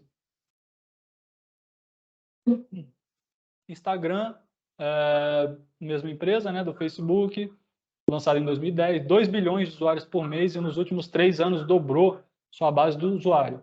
O Instagram ele tem um engajamento bastante crescente e é uma rede que ainda está numa crescente, né? Eu acredito que o Facebook já está fazendo a curva, o Instagram claramente ainda está numa crescente em termos das redes sociais que temos disponíveis. Novamente, vídeo, stories, reels em alta. O Instagram ele aceita bem a hashtag, né, para melhorar o alcance e a encontrabilidade daquele conteúdo que você coloca.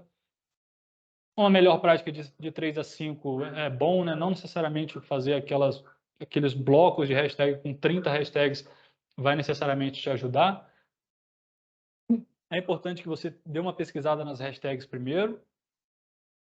Colocar um Linktree na sua bio, né, com links relevantes é extremamente interessante também, porque o Instagram não facilita, né, quando você coloca um link no texto de um post, ele não deixa aquele link funcionando, então realmente criar aquele perfil de Linktree e colocar na sua bio é extremamente interessante. Aí você coloca lá o seu work, outras páginas que são interessantes para você, e a pessoa, ao clicar na sua bio, já vai ter acesso a vários outros links que seriam relevantes para ela possivelmente saber.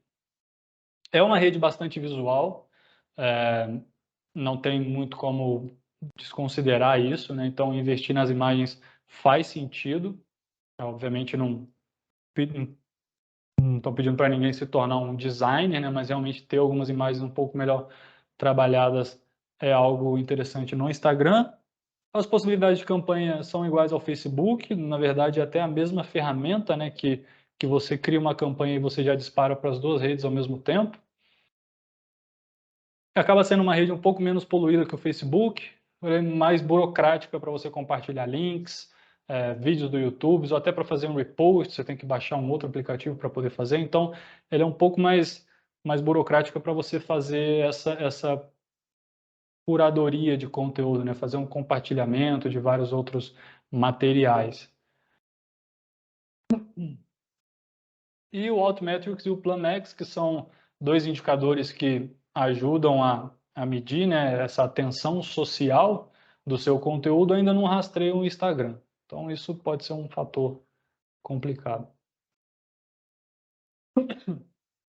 Aqui o Linktree que eu falei, você cria um desse, com vários outros links. Pode incluir o seu Orchid, seu Lattes. Conexão com as suas outras redes sociais. De novo, busque aproveitar, né? Se a pessoa está ali, deixe esses gatilhos para ela encontrar outras informações suas. E dentro do próprio Instagram você pode pesquisar, né, no campo ali de pesquisa, colocar uma informação e clicar em tags para ver as hashtags relacionadas àquilo. Porque às vezes até o modo como você escreve pode influenciar no alcance daquela hashtag. Então, por exemplo, divulgação científica aqui, simplesmente uma mudança de escrita, né, com ou sem acento, pode influenciar em quantas pessoas possivelmente veriam aquele conteúdo, né? Então, interessante que você dê uma rápida consultada no Instagram também para ver qual que é a melhor opção de hashtag para você usar. Dois perfis aqui que eu sigo, o canal da Saúde Mental, do Dr. André Ferrer, acho bastante interessante o canal dele, bem variado, e o Pesquisa na Prática também, que ensina várias dicas para a preparação do manuscrito. Ambos utilizam os stories, né, dentro desse menu, né, você cria quase um cardápio aqui com vários conteúdos no formato de stories para a pessoa ver, que são relacionados, isso é uma das melhores práticas. Ele tem um Linktree aqui, ela já colocou para um site, e uma variação de conteúdos bastante interessante, ele explora bastante lives relacionadas à psiquiatria, né, depressão, transtorno bipolar, e dois perfis bastante interessantes para acompanhar. Twitter, bom, nova rede social do Elon Musk, né, recentemente, lançado em 2006, 211 milhões de usuários.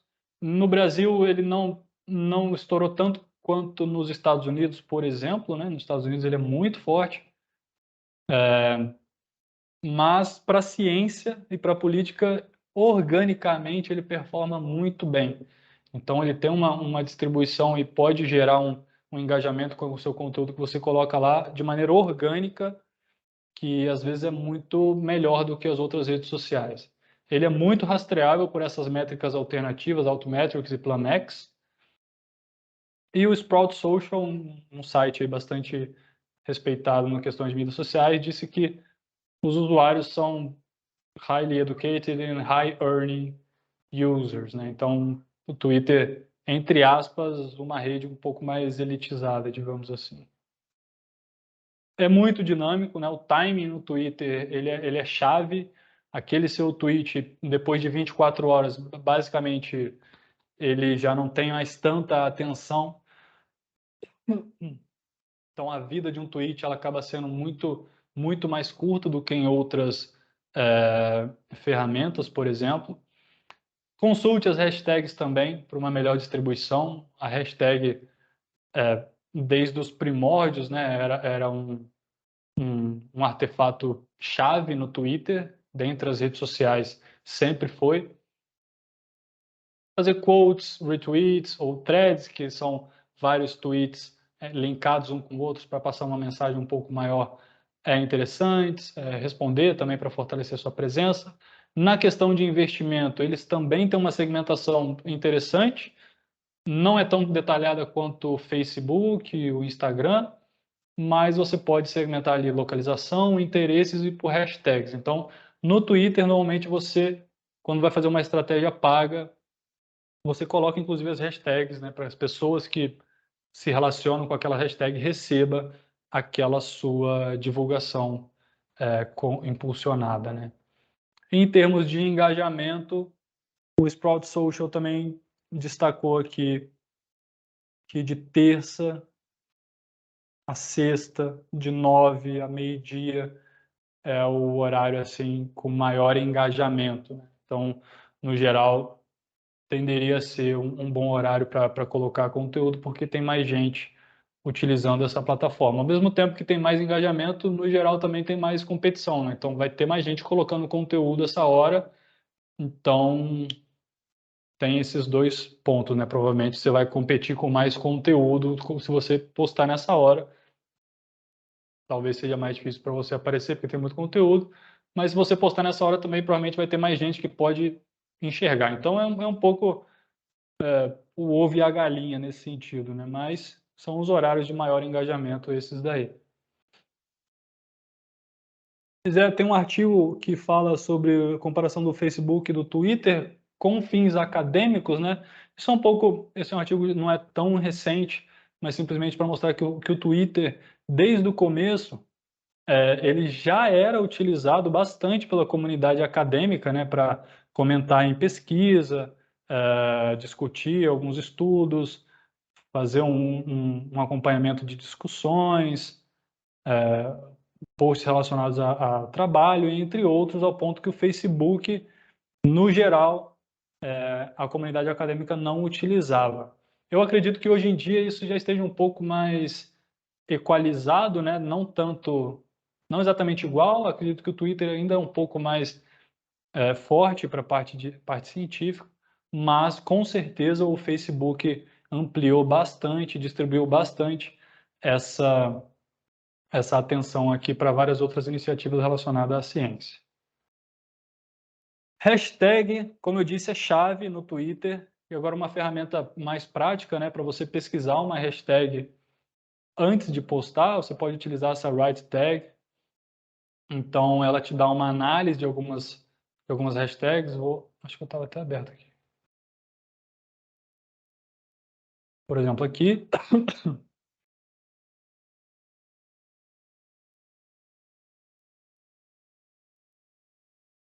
Vou colocar a divulgação científica.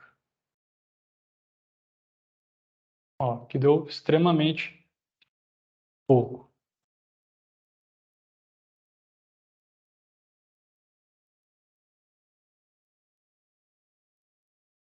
Olha como que já muda. Eu tinha colocado primeiro com C cedilha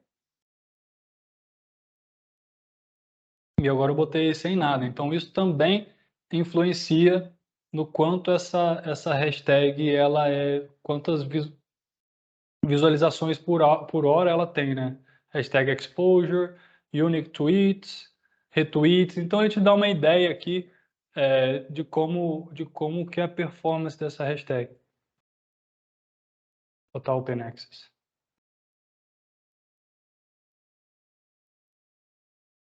Open Access, por exemplo, ó, é uma hashtag que está super em alta, hot now, 50 unique tweets, mais de 150 mil de hashtag exposure, 29 retweets por hora. Então, uma hashtag bastante utilizada. Então, isso aqui te ajuda a definir algumas hashtags. Basicamente é isso. E é interessante. Twitter do Atila Yamarino, extremamente referência em divulgação científica. Quem quiser acompanhar, vale a pena. YouTube, lançado em 2005, mais de 2 bilhões de usuários por mês. Então, como a gente viu naquela estatística lá, o YouTube disparado, ele é o primeiro a ser utilizado. Óbvio que é um conteúdo mais elaborado, né? Você vai produzir um vídeo. E pesquisa de palavra-chave também é extremamente importante para o YouTube. É claro que o YouTube ele funciona como uma rede social, né? Com recomendação de vídeos para você pode interagir, deixar comentários naquilo, mas não só, né? O YouTube ele tem essa característica também de engrenagem de busca. Então, o YouTube também é uma plataforma de pesquisa. Então, onde você acha ali aquele campo bastante claro de busca por palavra-chave, onde tem aquilo, normalmente a palavra-chave vai ter um papel importante na encontrabilidade do conteúdo que vai aparecer ali. Então, no YouTube também, se você vai produzir conteúdo para o YouTube, se você acha que é um canal interessante para você, as palavras-chave são também são chave. É um fator crítico de sucesso, né? Então, tem ferramentas que te ajudam na análise da palavra-chave, do mesmo jeito que no Twitter tem ferramentas que te ajudam a saber a melhor hashtag, no YouTube tem ferramentas que te ajudam a saber a performance de determinada palavra-chave. Para vocês terem uma ideia, as melhores práticas, né? Uma vez que você identificou aquela palavra que você deseja ranquear, como no Google, por exemplo, ou como em outras bases de dados, o YouTube recomenda que você coloque isso no título, essa palavra-chave no título, na descrição, e que você faça uma descrição detalhada de pelo menos 2 parágrafos do que é aquele vídeo, colocar sua palavra-chave nas tags e falam até para colocar no nome do arquivo no seu computador. Então, aquele arquivo do vídeo que você vai subir no YouTube, falam para você colocar a palavra, inclusive no nome do artigo não, do arquivo, que vai te ajudar nesse SEO, né, nessa otimização para a engrenagem de busca.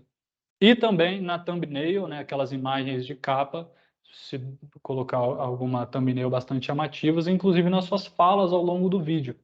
Então, o YouTube já entende basicamente tudo o que você está falando no seu vídeo ali, e aí ele vai ver, o algoritmo vai ver se você realmente fala aquela sua palavra-chave que você destacou ali no título, na descrição. Se você fala ela, isso pode te ajudar a ter um ranqueamento melhor no YouTube. Claro que isso talvez já seja algo um pouco mais avançado. Não, não é avançado não. Se quer colocar um vídeo no YouTube, essa é uma das melhores práticas. Esse cross-promotion de outros vídeos, né, é aquele no final onde você coloca tela de outros vídeos, cards, banners, links. Todo mundo fala, vou colocar o banner aqui, clica lá.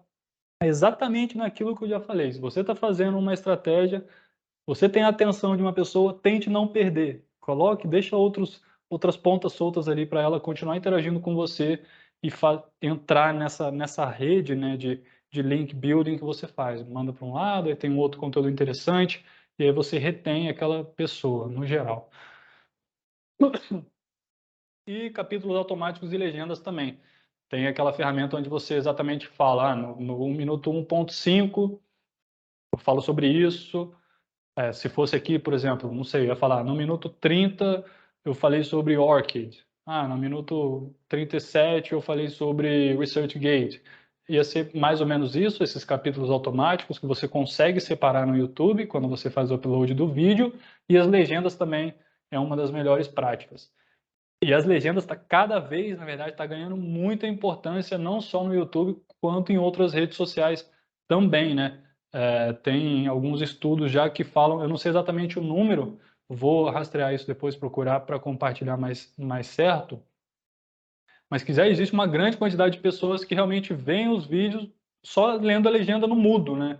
E eu falei, caramba, realmente, até no Instagram, às vezes está passando por ali, você começa a ver o vídeo e você fica vendo a legenda e você está vendo no mudo, que é curioso, né?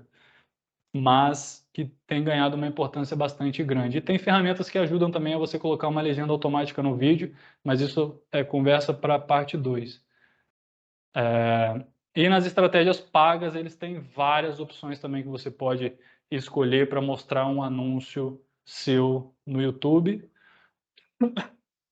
tanto de remarketing, de pessoas que visitaram um site, se você tem um site, quanto por palavras-chave. Você pode literalmente escolher vídeos que você quer mostrar o seu anúncio primeiro, entre outras opções aqui.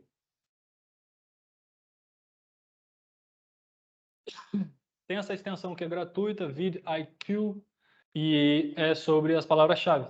Então, deixa eu abrir aqui que faz mais sentido.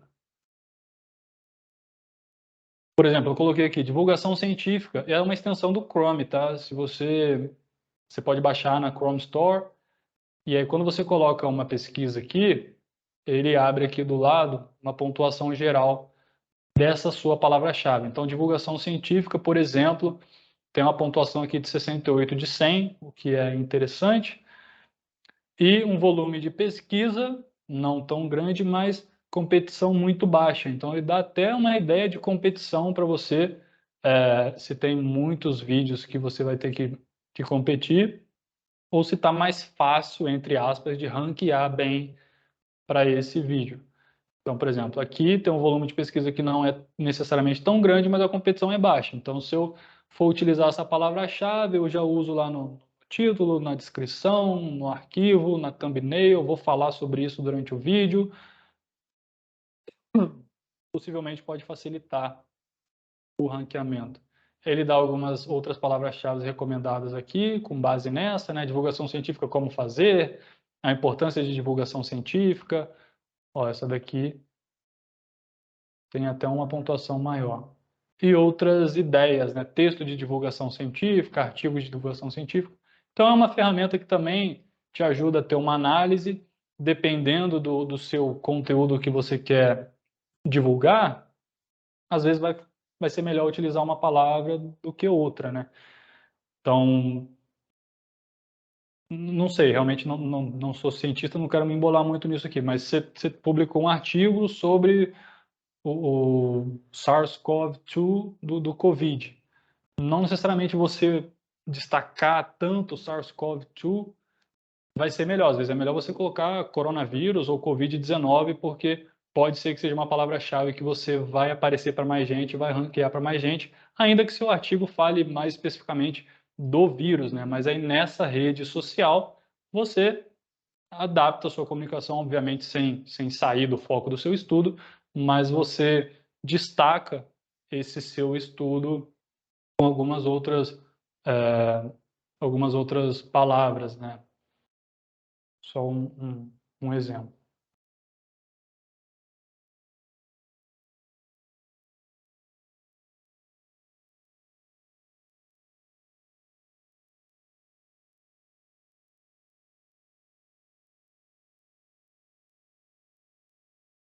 Então, esse ViraIQ é gratuito, é uma extensão do Chrome, te ajuda a ter uma ideia, ele te mostra também as palavras-chave que outros vídeos estão utilizando, como tag.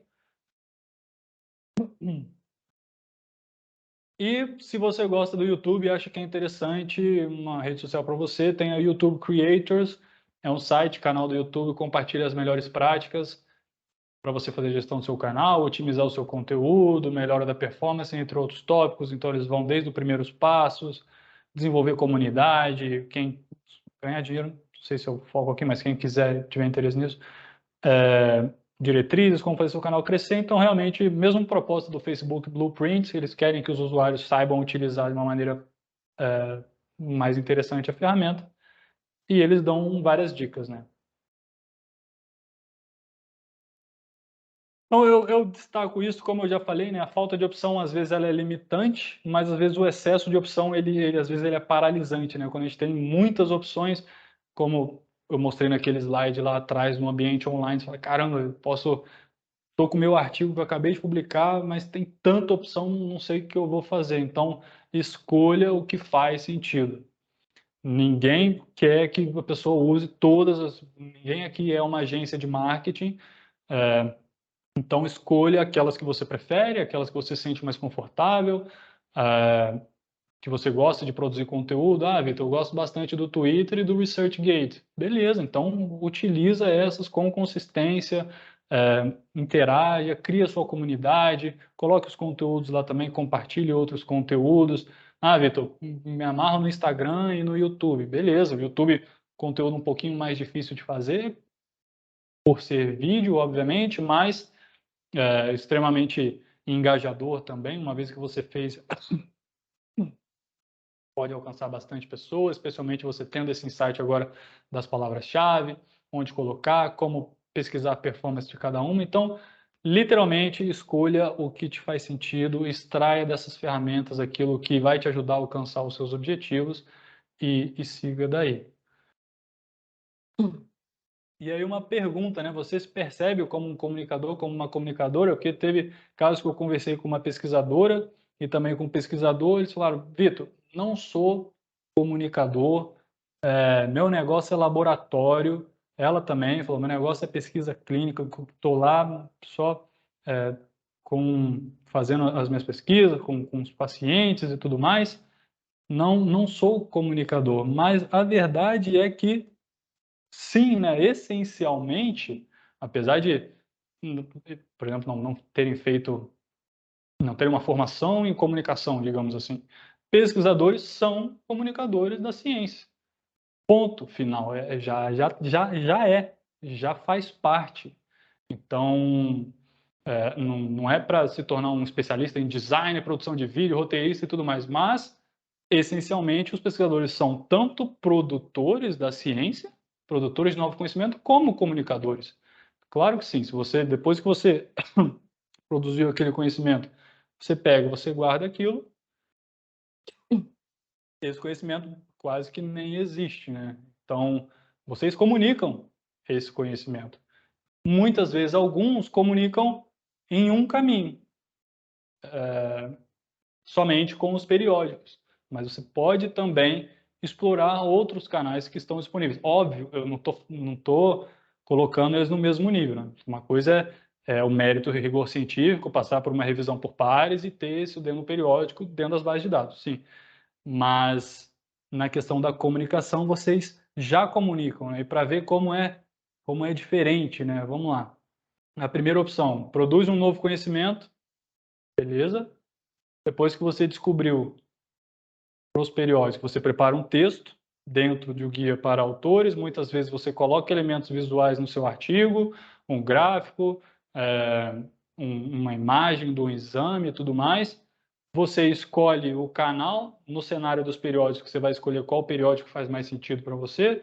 Ah, esse daqui, porque está nessas bases de dados, esse aqui, que é mais específico para a comunidade, e publica. Então, essa comunicação científica já está sendo feita. Olha como é muito diferente, né, do outro jeito. Você produz o conhecimento, você prepara um texto. Muitas vezes você vai preparar até um texto que o texto do periódico com certeza é muito mais difícil. Você prepara elementos visuais, uma imagem, um vídeo, um GIF, escolhe um canal e publica. Então, assim, em termos de workflow, essencialmente, essa comunicação já é feita. O que muda aqui seriam os canais, o tipo de comunicação que você vai fazer, o tipo de texto que você vai preparar, o tipo de imagem que você vai colocar ali, e realmente poder explorar todos esses outros canais, né? Comunicação. Pesquisadores são produtores de ciência e são comunicadores da ciência já. A única questão aqui talvez seria usar alguns outros canais que existem hoje. Então, divulgação científica, marketing do artigo tem uma série de benefícios para você, série de benefícios para a ciência, para a sociedade, uma série de ferramentas disponíveis para facilitar, né? Então, tem alguma objeção, tem algum receio? Isso é até uma curiosidade minha, né? Se alguém quiser colocar no chat, Vitor, fico meio com o pé atrás por causa disso, mas no geral tem possibilidades. Eu acho que aquela questão que eu falei, a primeira razão é a mais relevante de todas, né? Se tudo isso estivesse disponível para aqueles pesquisadores lá de 1600, talvez eles já iam ficar malucos e não iam acreditar se tivesse alguém que não gostaria de usar, né?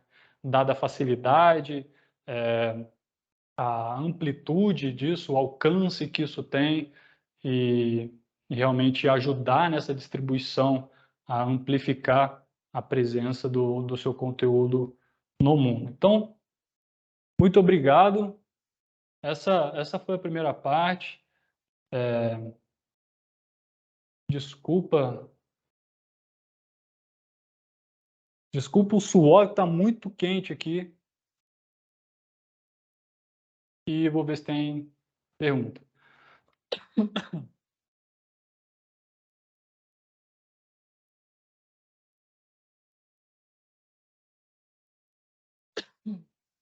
Eu vi pessoal de declaração, sim. Vou mandar amanhã link da gravação, os slides. E quem quiser declaração é só me pedir que eu já envio na sequência. A Marcela falou que estava travando, então de repente dá uma conferida lá depois na gravação.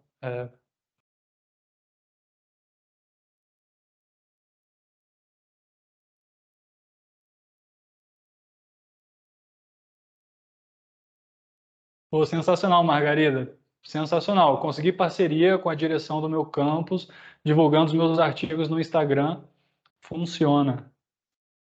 Maravilha. Depois, se quiser dividir mais detalhes com a gente, compartilhar como que você fez essa divulgação, como que você preparou o texto, qual imagem você colocou lá, acho bastante enriquecedor. Clélia, antes de divulgar o artigo full, né, no ResearchGate, por exemplo, é importante prestar atenção se você pode ou não divulgar o artigo nessa plataforma, acesso ouro ou acesso verde. Existem penalidades, inclusive. Você pode falar sobre isso? Exatamente.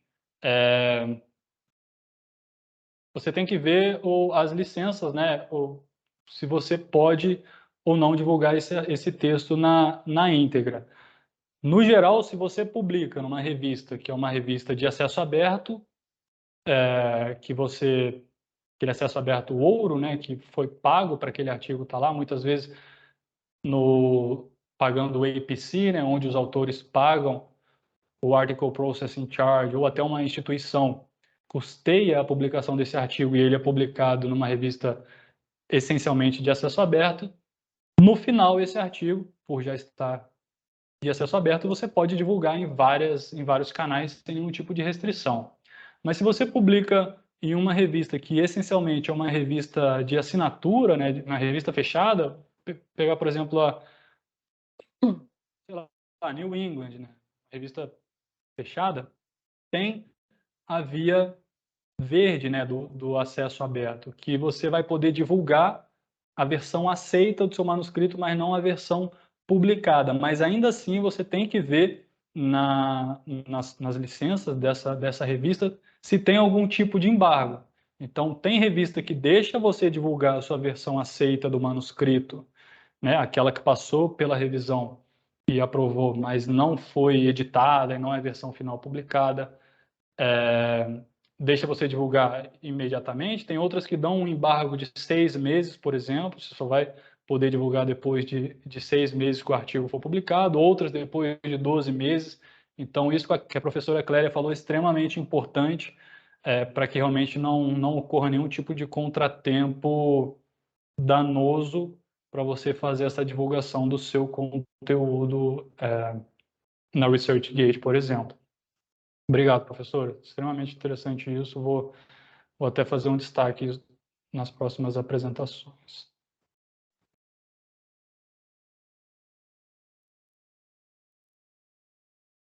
Ah, legal, Ana.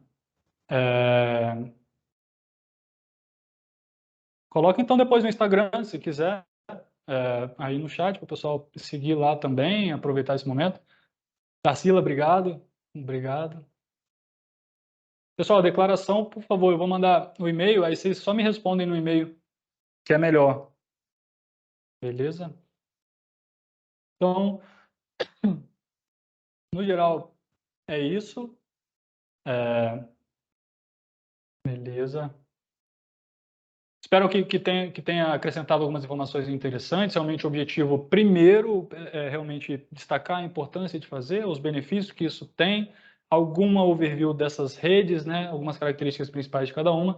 E na seção 2, vão ser muito mais ferramentas práticas que podem te ajudar no dia a dia a economizar tempo, a te ajudar a preparar uma imagem, a você fazer algum agendamento, também outras ferramentas de pesquisa de palavra-chave, por exemplo. Então vai ter um cunho um pouco mais prático a segunda sessão. Quem puder participar, eu espero vocês lá. Muito obrigado, um abraço a todos e a gente segue em contato. Tchau, tchau. Minhas redes sociais, Alan, eu vou mandar no e-mail, tá na apresentação, tem o link de todas as minhas redes sociais, beleza? Valeu!